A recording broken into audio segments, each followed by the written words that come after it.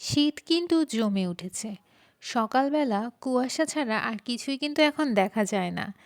এই শীতে যদি এরকম চন্দ্রপুলি না বানাই, তাহলে কি শীতটা আসলে ঠিকঠাক মতো যাবে বলেন? একদমই না।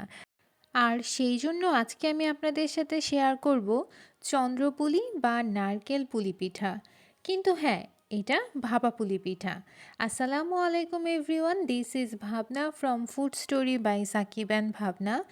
শীতের যে পিঠাপুলি সিজনটা ছিল তার আরেকটি পর্ব নিয়ে কিন্তু আমি হাজির হয়ে গেছি।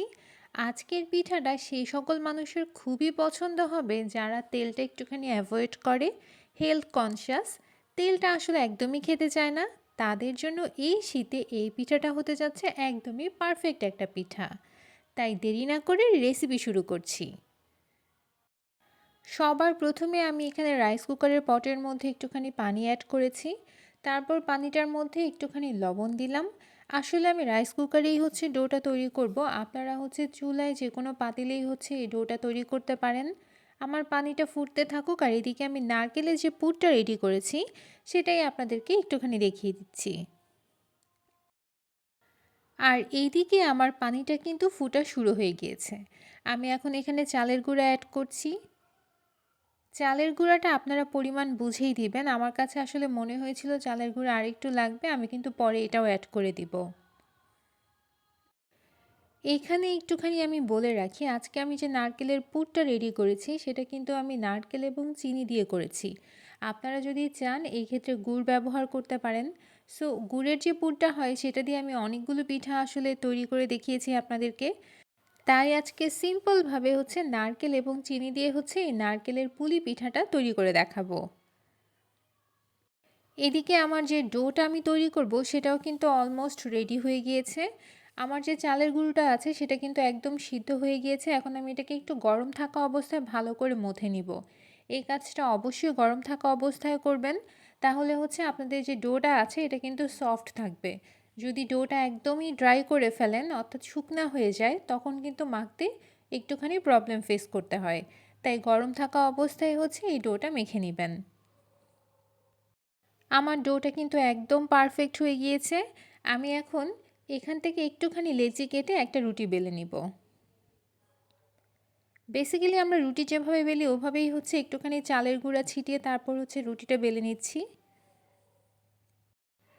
আর এখন আমি আপনাদেরকে দেখিয়ে দিচ্ছি রুটিটা আসলে কতটুকু মোটা হবে। এটা কিন্তু পরোটার মতোই একটুখানি মোটা হবে, যেহেতু এটা ভাপে যাবে সো একদম পাতলা করে ফেলবেন না। আমি যেরকম একটুখানি মোটা রেখেছি আপনারাও চেষ্টা করবেন রুটিটাকে একটু মোটা করে বেলার। এইখানে আর কিছুই না, এটা একটা ঢাকনা। আমি একটা বয়মের ঢাকনাকে কুকি কাটারের মতো এখানে ব্যবহার করেছি।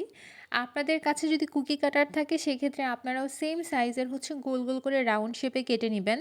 এইভাবে করলে সবগুলা পিঠা কিন্তু দেখতে সেম সাইজের হবে এবং দেখতেও সুন্দর হবে।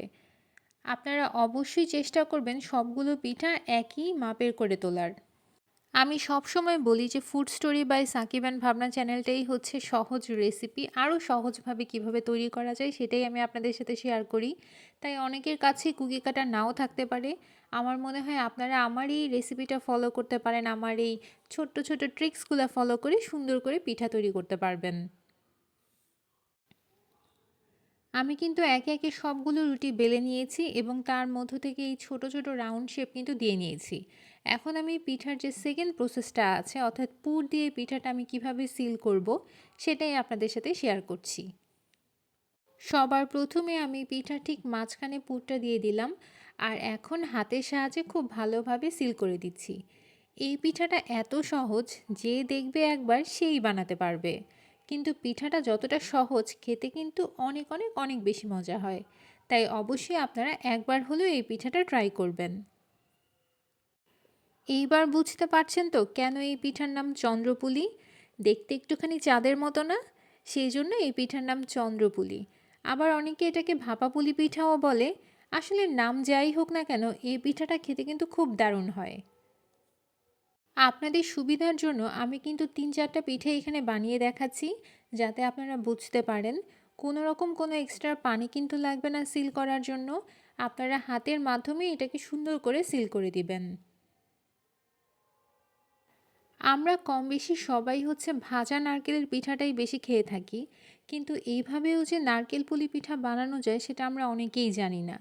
আর এইভাবে পিঠা বানালে যারা তেল খেতে চান না অর্থাৎ হেলথ কনশাস, তারাও কিন্তু পিঠাপুলি থেকে বঞ্চিত হবেন না।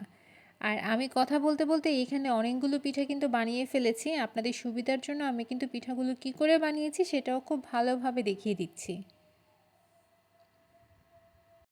এই ক্ষেত্রে আপনারা চাইলে কাঁটা চামচের মাধ্যমেও ডিজাইন করতে পারেন, কিন্তু আমি আজকে ওই ধরনের কোনো ভেজাল আসলে করিনি, খুব সিম্পল রেখেছি। আমার কাছে মনে হয় সিম্পলিসিটি ইজ দ্য বেস্ট। কিন্তু তারপরে আপনাদের জন্য যে কিভাবে ডিজাইন করতে পারবেন চামচের মাধ্যমে, তাই একটি পিঠে এখানে ডিজাইন করে দেখিয়ে দিচ্ছি। চামচের মাধ্যমে এইভাবে দাগ কেটে দিলে খুব সহজেই একটা সুন্দর ডিজাইন হবে পিঠায়। তাই যারা পিঠায় ডিজাইন করতে পছন্দ করেন এবং হাতে অনেক সময় থাকে, তারা চাইলে এরকম করে ডিজাইন করে দিতে পারেন। এতে পিঠাটি দেখতে কিন্তু খুব সুন্দর লাগছে।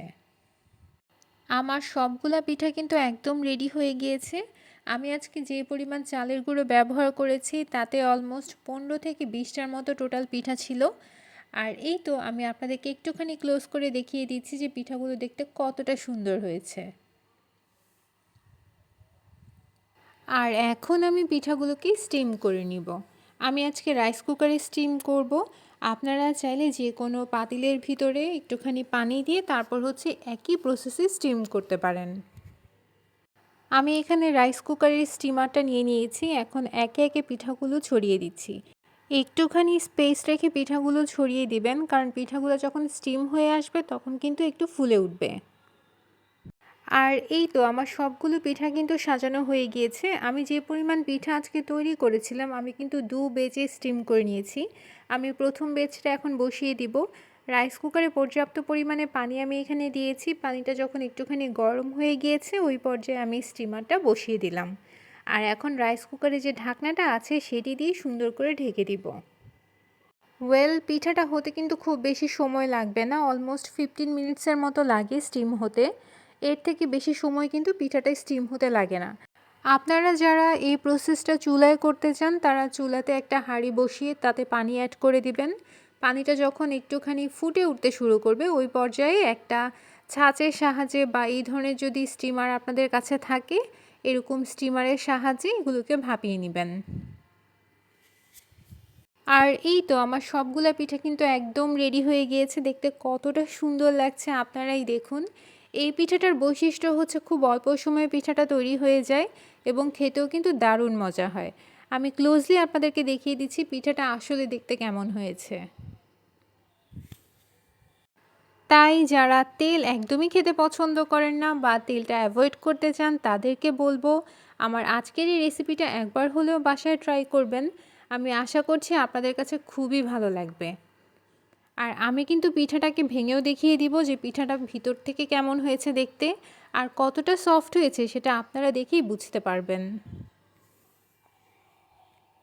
আপনাদের কাছে একটাই অনুরোধ, যারা আজকেই আমাকে প্রথম দেখছেন তারা প্লিজ প্লিজ প্লিজ আমার চ্যানেলটা সাবস্ক্রাইব করে দিবেন। আপনাদের জন্য আমি কিন্তু সবসময় সহজ সহজ রেসিপি নিয়ে হাজির হই। আমি আশা করব আপনারা আমার চ্যানেলে যদি থাকেন তাহলে নিজেরাই অনেক উপকৃত হবেন। আর যারা পুরাতন আছেন তাদের জন্য রয়েছে অনেক ভালোবাসা, অনেক দোয়া। আপনারাও আমার জন্য দোয়া করবেন।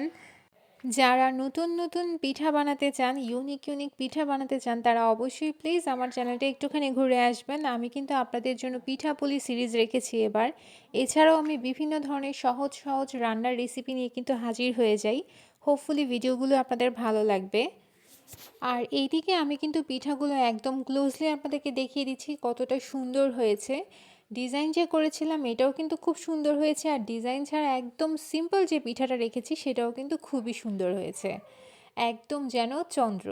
আর তাই তো এর নামকরণ করা হয়েছে চন্দ্রপুলি। আর এখন আমি এই চন্দ্রপুলি পিঠাটা আপনাদেরকে একটুখানি ভেঙে দেখিয়ে দিচ্ছি যে কতটা নরম হয়েছে আর ভিতরটা দেখতে কেমন হয়। আমি আমার পিঠাগুলো এনজয় করতে থাকি। আপনারাও কিন্তু অবশ্যই একবার হলেও বাসায় এই পিঠাটা ট্রাই করবেন এবং আমাকে কিন্তু জানাতে ভুলবেন না কেমন হয়েছে। আল্লাহ হাফেজ।